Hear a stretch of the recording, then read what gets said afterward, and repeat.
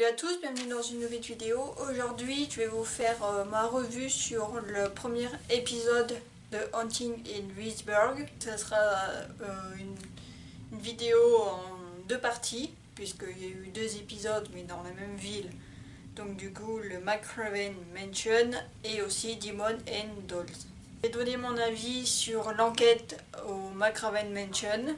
Et je ferai une deuxième vidéo, Demon and Dolls. Parce que je pense que sinon ça va être beaucoup trop long si je parle des deux enquêtes qu'il y a eu, ça ferait peut-être beaucoup trop long pour vous. Je sais qu'il y a certaines personnes qui m'ont demandé pourquoi j'avais pas fait de revue sur les deux premiers épisodes de la saison 15. Si vous m'avez suivi un petit peu sur les réseaux sociaux, et si c'est pas le cas, j'ai eu une période où j'étais pas mal stressée, donc ce qui fait que je pouvais pas filmer de vidéo.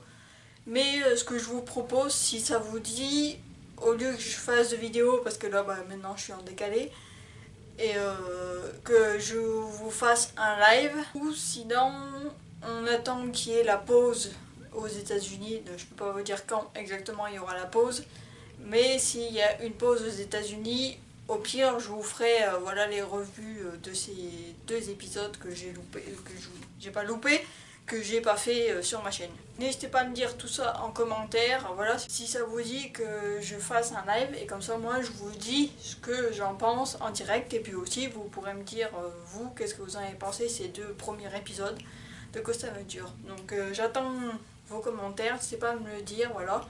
Sinon, si ça vous dit pas, j'attendrai qu'il y ait la pause aux États-Unis, et du coup je vous ferai ces deux épisodes, parce que déjà je les ai trouvés juste géniaux, donc du coup j'ai vraiment envie de vous en parler, mais là je pouvais pas trop, donc bref.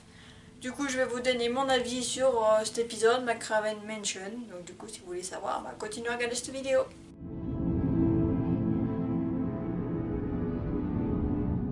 Alors pour les interviews, les moments que j'ai bien aimé dans McRaven Mansion, c'est quand c'est le maire de la ville de Wiesberg qui ont invité les gars à aller enquêter. Je crois que c'est très rare, hein.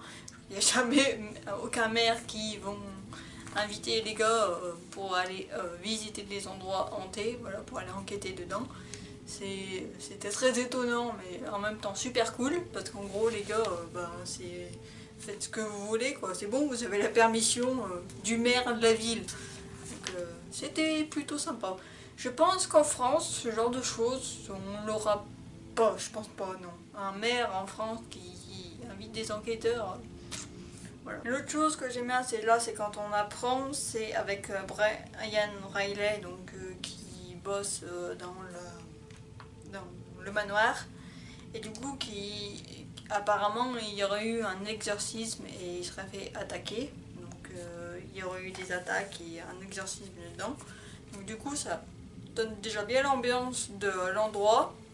Voilà, on sait déjà que ça va être démoniaque. Et l'autre moment, je pense qu'il y a plein de gens qui vont aimer, c'est quand Zach il interviewe Jay Dobson et Carrie Hobbs, qui travaillent tous les deux dans le manoir, et que du coup elles expliquent leur expérience paranormale, et en particulier Jay, qui apparemment on sent que c'est elle qui a été le plus touchée.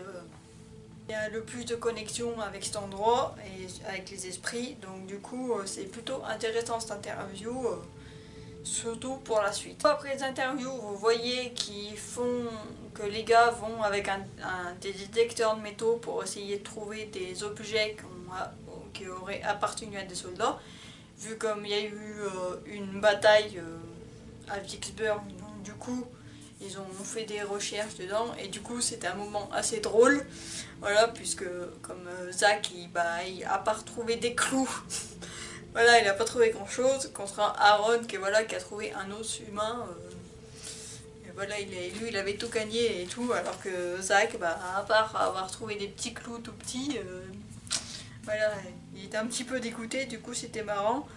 Et le moment qui était drôle, alors peut-être pas sur le coup, mais c'est quand ils ont entendu comme un coup de feu, et que du coup après Zach il est complètement paniqué, mais sur le moment je pense que j'aurais réagi pareil, hein. Vous entendez un coup de feu comme ça, en plus qui apparemment était super proche, Donc c'est pas trop si... Ils ne disent pas si c'est résiduel ou c'est que c'est vraiment il y a eu un coup de feu pas loin.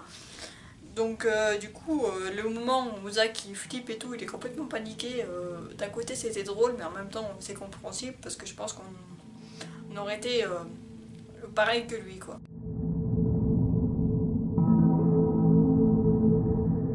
Alors pour le lockdown, en globalité j'ai vraiment aimé, mais il y a certaines choses que j'ai bien aimées, c'est quand ils ont une chose en particulier, comme d'habitude, je pense que vous en doutez, c'est quand ils ont utilisé la SLS et que du coup ils arrivent à capturer cette apparition qui est juste à côté de Carrie. Et du coup c'est juste dingue, surtout après la réaction de Zach. Moi en gros voilà, l'apparition qui disparaît d'un coup et que Zach juste au moment il va pas, donc j'ai l'impression qu'en fait cet esprit, cette apparition là a traversé Zach et du coup voilà il s'est senti pas bien sur le moment et du coup c'était plutôt pas mal ce moment là. Après l'autre, je pense que là c'est vraiment ce que j'ai bien aimé, c'est quand c'est Jay, alors pas Jay notre Jay à nous, Jay la fille,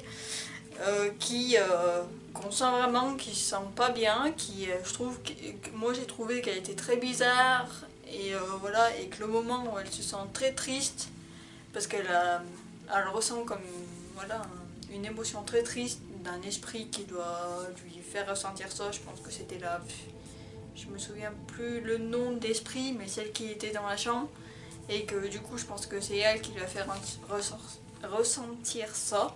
Donc c'était sympa ce moment, un peu flippant aussi pour elle parce que limite j'ai l'impression qu'elle allait être possédée ou j'en sais rien, mais elle était vraiment pas bien et ça se voyait qu'elle est très attachée aux esprits, surtout un en particulier là, donc du coup c'était sympa à voir mais un peu spécial aussi. Et l'autre moment aussi, bah, du coup j'ai eu un peu les deux trucs parce qu'ils ont utilisé la SLS, mais aussi à un moment il y a eu un orbe et moi vous savez j'aime bien les orbes et tout, et là il était vraiment super celui qu'on a vu.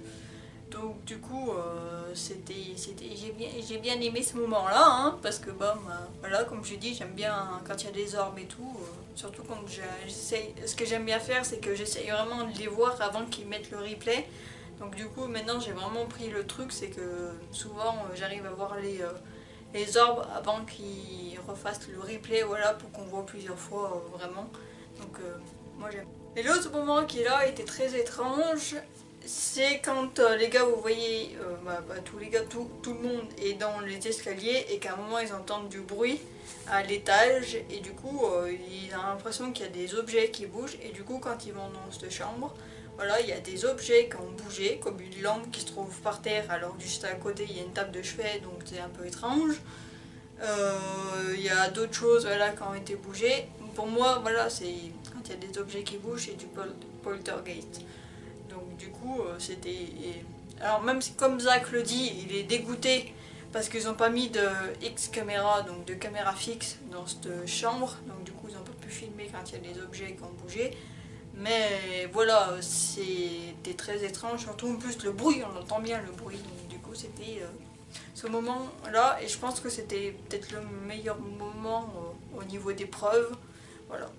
Et l'autre chose que j'ai pas mentionné aussi, c'est que j'aime bien, ils ont utilisé encore un nouvel équipement, donc du coup le Pilfer device, donc du coup c'était pas mal ce truc, c'était, je sais pas, quand j'écoute, j'avais des écouteurs et tout, peu comme il y a c'est avec des ondes et tout, c'était un peu spécial. Je vais pas vous dire que je me sentais pas bien, mais je sais pas, c'était un peu spécial même. J'ai l'impression de vivre l'expérience même avec les écouteurs, parce que vu qu'il y a ce bruit là, du coup c'était sympa. J'espère qu'ils vont l'utiliser dans d'autres enquêtes, on verra bien. Mais du coup, à chaque fois qu'ils utilisent des nouveaux équipements, moi j'aime bien. Donc voilà, donc j'avais pas énormément de choses à dire dans cette vidéo. En globalité, j'ai vraiment bien aimé l'épisode. Après, ça reste pas, c'est pas leur meilleure enquête, hein, voilà. J'ai même préféré la deuxième enquête qu'ils ont fait, mais du coup, voilà, en globalité, j'ai bien apprécié. Après, j'ai pas d'autre chose à dire. Donc n'hésitez pas à me dire vous, qu'est-ce que vous en avez pensé de cet épisode, les moments que vous avez préférés. Si vous n'avez pas vu l'épisode, j'aurais mis le lien en barre d'infos comme d'habitude. Et puis n'hésitez pas aussi à aller voir mon autre vidéo, parce que vu comme c'est sorti au même moment, donc n'hésitez pas à aller voir mon avis sur Demon and Dolls, vu comme c'est la deuxième enquête qu'ils ont fait, le deuxième épisode. Merci d'avoir regardé cette vidéo, puis on se dit à plus.